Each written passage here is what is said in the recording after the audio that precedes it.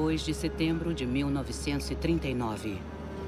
O transatlântico britânico SS Athenia parte do porto de Liverpool para atravessar o Atlântico Norte até o Canadá. Os transatlânticos eram a forma principal de viajar pelo mundo. Havia uma mistura de classes e nacionalidades. E as pessoas passavam até 12 semanas no navio.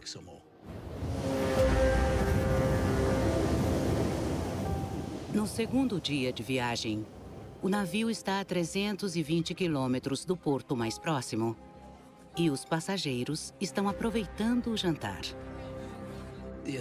O Athenia estava cruzando o oceano. Luzes baixas, 7 da noite. A bordo, as pessoas bebiam no bar ou comiam nos restaurantes. De repente, houve uma batida. As luzes se apagaram. O navio foi atingido de novo e as pessoas ficaram com medo. Ninguém sabia o que era. Com a batida, todos lembraram do Titanic. Talvez fosse um iceberg. Aí o navio começou a tombar. Ficou claro que tinham que evacuar. Alguns pularam na água e não chegaram aos botes. Cerca de 120 pessoas morreram. Entre eles havia 16 crianças. Foram as primeiras vítimas da Segunda Guerra Mundial.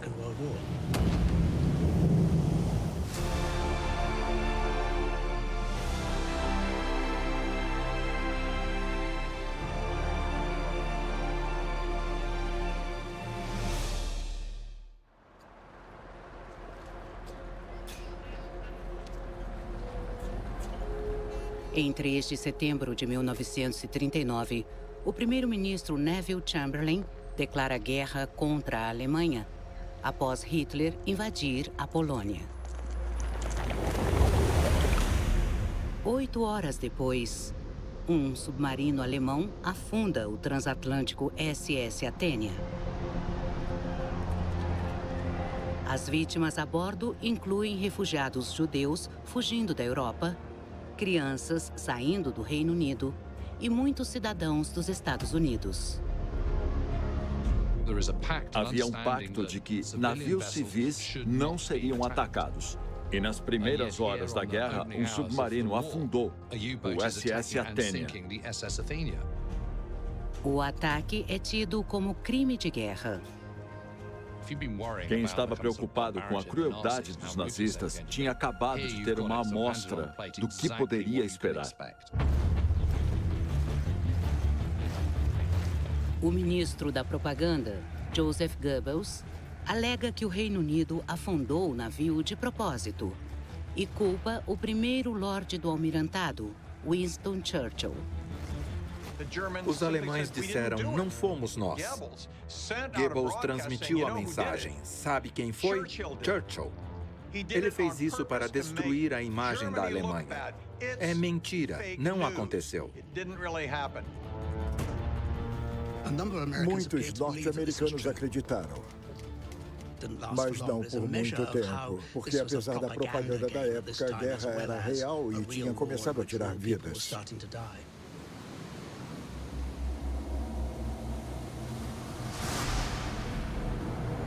Na verdade, a ordem veio do tenente Fritz Julius Lemp, um comandante alemão que mais tarde alegou ter atacado o Athenia por engano. Lemp não registrou o ataque no diário porque percebeu que tinha sido um erro. Mas já era tarde, nada poderia ser feito. O Reino Unido logo reage e impõe um bloqueio naval na Alemanha, cortando os canais comerciais do país e impedindo a Marinha Alemã, a Kriegsmarine, de enviar navios de guerra. Mas a Alemanha não será cerceada por muito tempo. O Terceiro Reich tem uma arma potente sendo preparada há anos.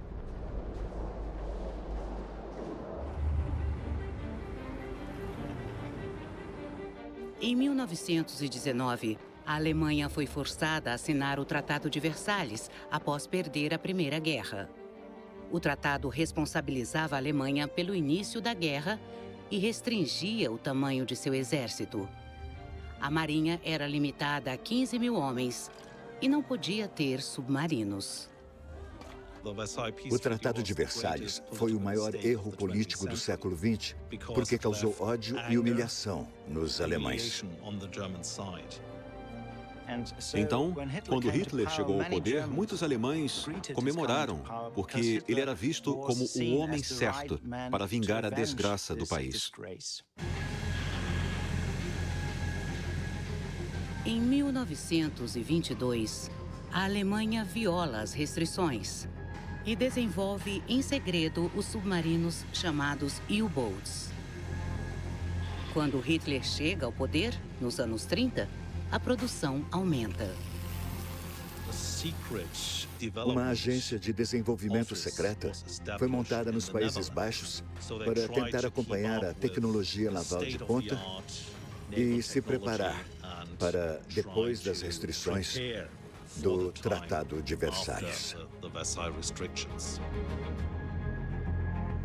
Em 1935, o Reino Unido tenta melhorar as relações com a Alemanha, assinando um tratado que permite que a Alemanha volte a produzir submarinos.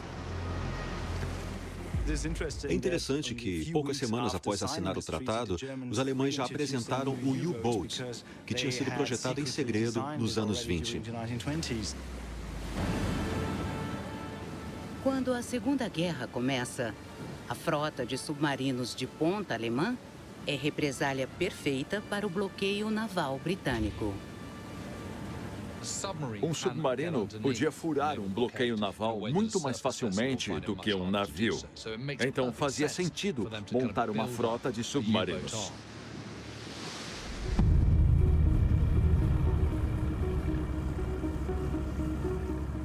Um mês após afundar o Athenia, a Alemanha resolve provar que seus U-Boats de ponta podem enfrentar a Marinha Britânica. Os alemães sabiam que a Marinha Real era enorme, então derrotar os britânicos seria ótimo para a imagem alemã. O alto comando da Marinha Alemã ordena um ousado comandante chamado Günther Pring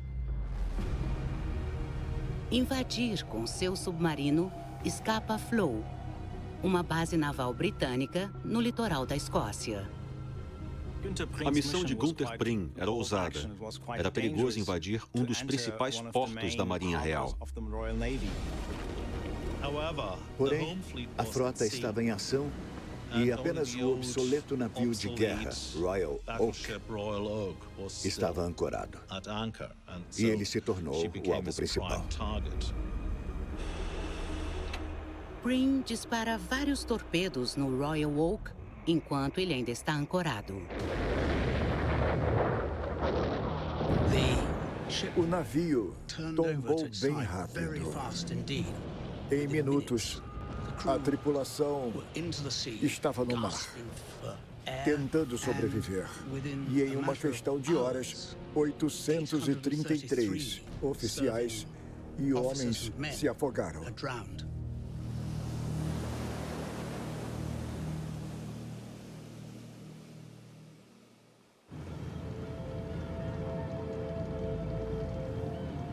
A perda do navio da Marinha Real é um grande baque.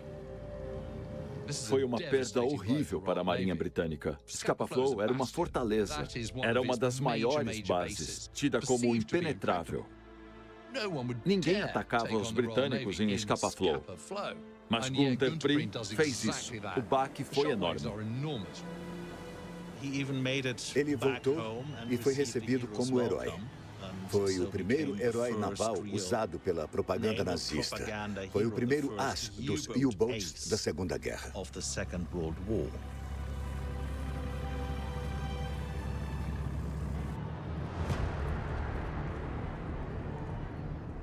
Pring foi escolhido a dedo pelo almirante Karl Dönitz, comandante-chefe da frota de U-Boats. Dönitz era um líder carismático. Ele era muito admirado pelas tripulações. Ele era chamado de Tio Carl, era chamado de o Leão. Ele tinha certeza de que os U-Boats eram o único meio de ganhar a guerra naval contra o Reino Unido. Esse foi um dos objetivos do ataque à Scapa Flow.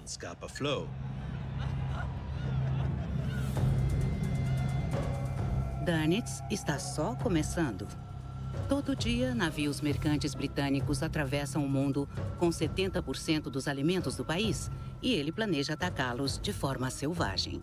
Ele acreditava que os submarinos podiam destruir o Reino Unido, afundando navios o bastante para cortar os suprimentos essenciais, como combustível, comida, madeira e aço, dos quais o Reino Unido dependia para continuar na guerra.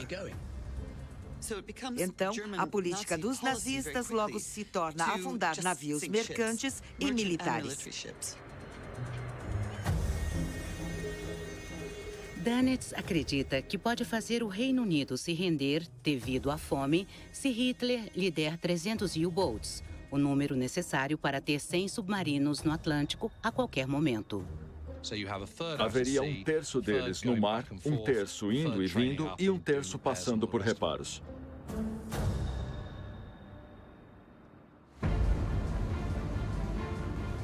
Mas no começo da guerra, Dönitz tem menos de 50 no total. E seu pedido por uma frota maior é rejeitado pelo seu chefe, o almirante Erich Raeder, comandante-chefe da Kriegsmarine. Raeder tinha um ponto de vista muito diferente e um pouco mais antiquado que o de Dönitz, e achava que navios grandes deviam atacar outros navios grandes. Raeder não gostou da ideia dos submarinos. Dönitz podia pedir a Raeder ou a Hitler e brigar o quanto quisesse. Mas se Raeder não o apoiasse, ele não conseguiria. Hitler gosta da ideia de Raeder de um novo navio de batalha chamado Bismarck. O navio de batalha era o símbolo do poder.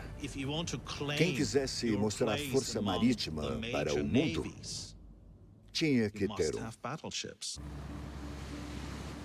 Hitler prioriza grandes navios no lugar de submarinos. Hitler gostava de coisas grandes porque era o Führer e tinha um ego enorme.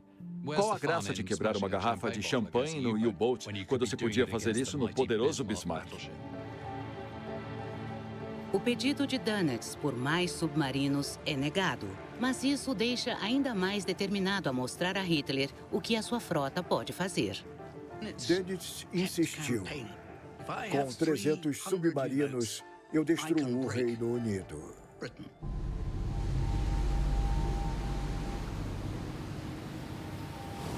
A Batalha do Atlântico se intensifica. E os britânicos respondem à ameaça submarina usando navios de guerra para escoltar navios mercantes pelo Atlântico em comboios. A ideia dos comboios era que, ao juntar vários navios mercantes e cercá-los de contra-torpedeiros, era possível protegê-los. E isso foi importante para protegê-los dos U-Boats. Os contra-torpedeiros são equipados para destruir submarinos com armas e torpedos, mas a arma mais eficaz é um dispositivo chamado bomba de profundidade. Essa bomba é uma mina que é programada para detonar em uma certa profundidade. Ela afunda e explode. A ideia era jogar várias delas, encher uma área com explosivos e torcer para acertar algum submarino.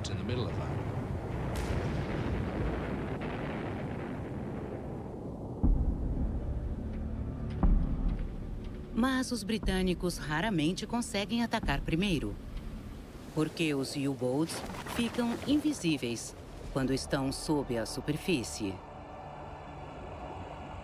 Com radares básicos, os britânicos sofrem para visualizá-los. Eles têm mais sucesso com um sonar antigo, chamado ASDIC. Mas o sonar não detecta submarinos que estão na superfície.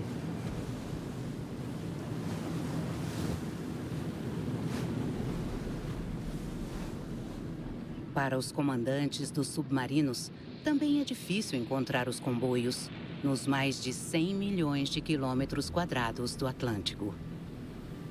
Mas Dönitz tem uma solução engenhosa. Em vez dos U-boats operarem sozinhos, procurando navios britânicos como lobos solitários, ele disse: vamos lutar em matilha. Dönitz pensou em espalhar vários submarinos pelo Atlântico Norte para ficar mais fácil encontrar um comboio e depois chamar outros submarinos para irem até o local onde esse comboio estava.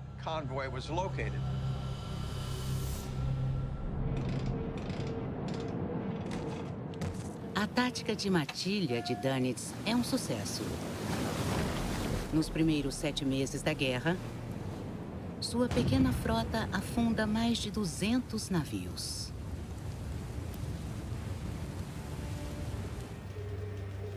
Mas a comunicação também torna os U-boats vulneráveis. As mensagens de rádio eram uma fraqueza, porque podiam ser interceptadas pelos britânicos, que localizavam os submarinos e diziam: encontraram um comboio. Eles não param de se comunicar. O comboio vai ser atacado. Se os britânicos entenderem as mensagens de rádio, poderão prever os ataques e levar os comboios a um local seguro. O problema era que as mensagens eram estranhas, sem sentido. Os alemães estão mandando mensagens em código Morse, codificado com um dispositivo ultra-secreto, a máquina Enigma. Parecia uma máquina de escrever elétrica, que tinha 3 discos rotativos. Quando se digitava uma letra, outra letra do alfabeto aparecia. Eram milhões de combinações diferentes. Podia levar uma vida para decifrar uma mensagem. Enquanto os britânicos analisam as mensagens, Dönitz tenta afundar mais navios que o Reino Unido pode repor. E a Batalha do Atlântico fica conhecida como Guerra de Tonelagem. Mas é impossível esconder tantas mortes. Durante a Batalha do Atlântico, os alemães afundam mais de 4.000 navios e mais de 29.000 marinheiros morrem. As baixas não eram divulgadas por causa do efeito moral. As pessoas não podiam saber a gravidade da situação, mas era impossível disfarçar por causa de quem trabalhava nas docas, que sabia quais navios deviam chegar. Dezenas de milhares de mercadores morreram na Segunda Guerra, e isso foi esquecido.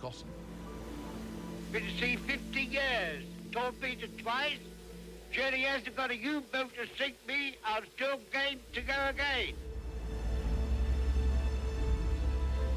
Às vezes, um navio de resgate viaja com os comboios, porque é arriscado demais os outros navios pararem. Eles queriam salvar sobreviventes, mas se parassem, seriam as próximas vítimas.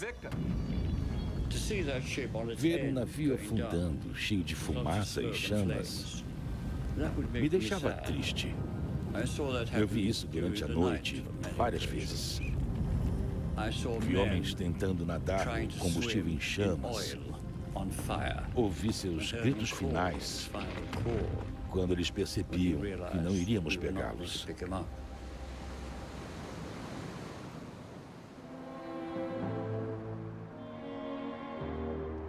A perda de navios mercantes é sentida no solo britânico e o país entra em uma luta diária por comida e liberdade. O racionamento chegou muito rápido.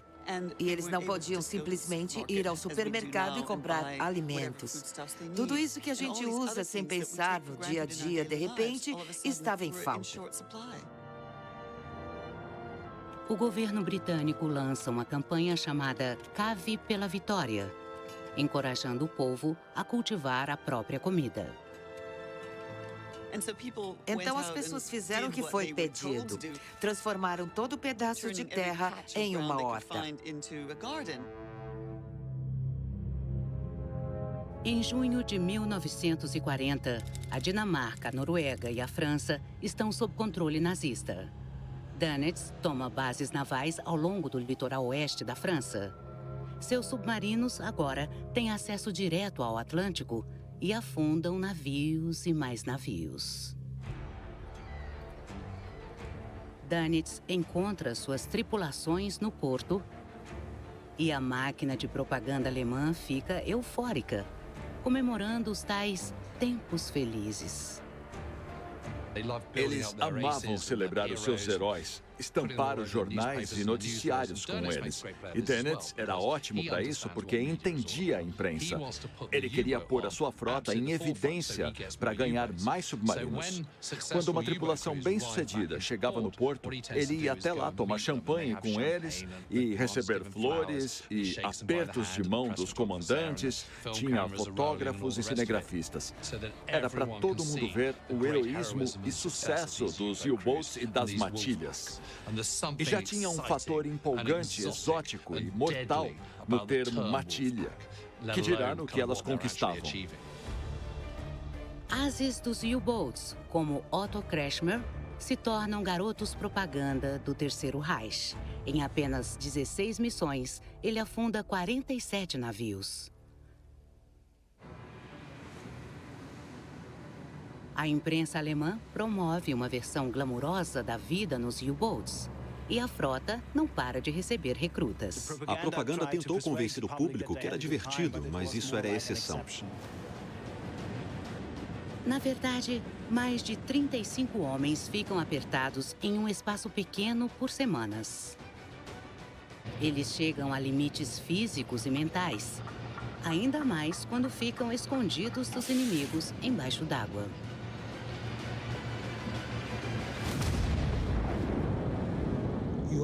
Mal dava para respirar, andar ou fazer barulho, pois podiam nos ouvir. Ficávamos 48 horas submersos, graças a um sistema de filtragem. Imagine como era o ar. Era muito denso. Ficávamos perto do topo, tentando respirar. É interessante porque quem era atacado por um U-boat achava que eles eram imbatíveis, tipo fantasmas nas sombras, mas no U-boat eles ficavam submersos. Não sabiam quando seriam atacados, só sabiam quando ouviam o barulho do propulsor do contra-torpedeiro chegando. Era horrível, eles ficavam esperando as bombas de profundidade explodirem. E quando eram atingidos e afundavam, não podiam fazer nada, só sufocar. Quando a propaganda dos submarinos chama a atenção de Hitler, ele aumenta sua produção.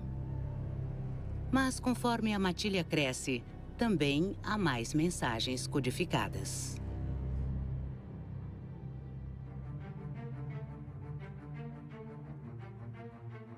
O governo britânico abre uma escola de códigos ultra-secreta em Milton Keynes, chamada Bletchley Park, e recruta os mais inteligentes do país para decifrar a enigma. Os decifradores são liderados por um matemático brilhante de 28 anos, Alan Turing. Alan Turing era muito excêntrico. Tinha um ponto de vista do mundo bem diferente. E era chefe da HUD-8, que tentava decifrar a enigma. Turing desenvolve uma máquina construída por decodificadores poloneses para tentar copiar a enigma. Turing foi o pioneiro do computador, que era um equipamento muito complexo. A genialidade dele foi combinar matemática e eletrônica para decifrar os códigos. A equipe recebe Joan Clark, formada em Cambridge, que faz uma contribuição significativa para o trabalho da equipe. Clark identifica padrões ou frases que se repetem nas mensagens que os decifradores chamam de cribs. Heil Hitler aparecia muito. Então, encontrando essas letras, era possível aplicá-las em outros pontos e decifrar a mensagem inteira. Os cribs eram inseridos na máquina de Turing, que podia decifrar a mensagem completa. Mesmo que a equipe tenha sucesso, os alemães trocam as configurações todo dia e os decifradores não conseguem acompanhar.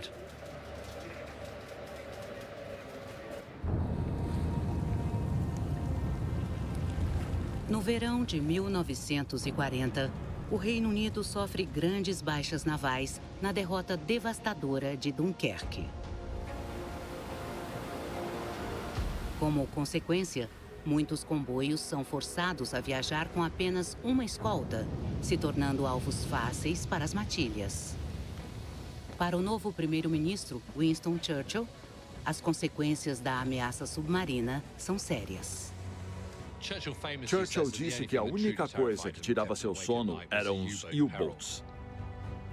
E dá para entender porque todos os navios chegavam no Reino Unido pelo Atlântico, fosse da Austrália ou da Índia. E sem esses suprimentos não dava para derrotar os nazistas.